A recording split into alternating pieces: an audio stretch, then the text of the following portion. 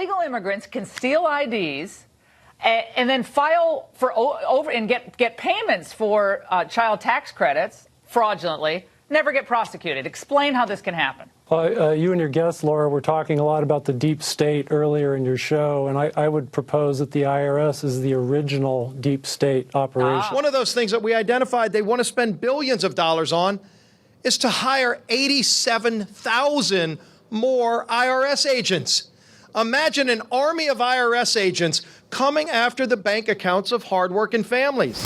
Joseph R. Banister, a former IRS Criminal Investigation Division special agent, has blown the whistle on an IRS fraudulently collecting federal income tax from Americans through a scheme he calls the 1040A scam. After resigning in 1999, Banister spent over 25 years exposing what he alleges is systemic IRS fraud, including the manipulation of internal computer systems to assess taxes, penalties, and interest against individuals who have not voluntarily filed tax returns. Banister argues that IRS notices referencing Form 1040A in cases where no such form was filed serve as evidence of this fraud, as the agency falsely inputs data to create tax liabilities. Banister asserts that most Americans are not legally required to file federal income tax returns or pay income tax, citing the absence of a law imposing liability on the average American since 1916. He points to the IRS's own publications, which state that only those liable for a tax must file a return, and notes that federal law primarily imposes income tax liability on non-resident aliens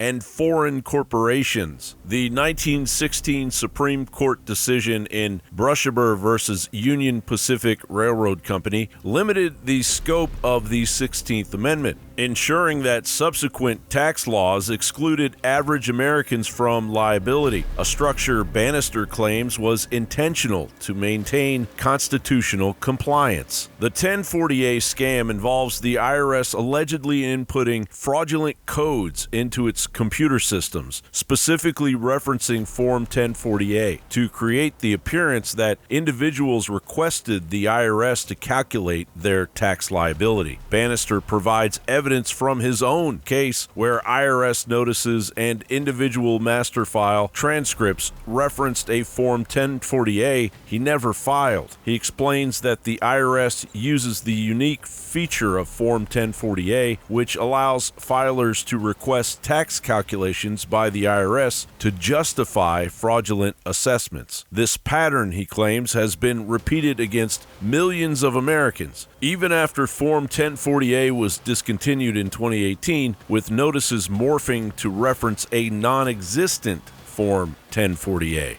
Banister calls for further investigation into the IRS's archaic computer systems, which he believes are maintained to perpetuate this fraud. He suggests that the IRS's reliance on outdated technology and reluctance to provide IMF transcripts via FOIA requests conceal the scam's mechanics. Banister urges Elon Musk, President Trump, and the Doge fraud hunters to probe the IRS's internal programming for evidence of fraudulent data manipulation. Comparing the 1040A scam to other alleged government deceptions, Banister argues that the IRS's actions fit a broader pattern of misleading the public, defrauding Americans of trillions over decades. While most Americans had to write a big fat check to the government today to pay their taxes, over 100,000 federal workers are not paying their taxes. In 2021, the IRS found that almost 150,000 federal workers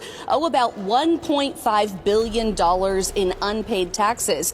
Over 5,000 of them work at the IRS and owe $50 million in overdue taxes. John Bound reporting for InfoWars.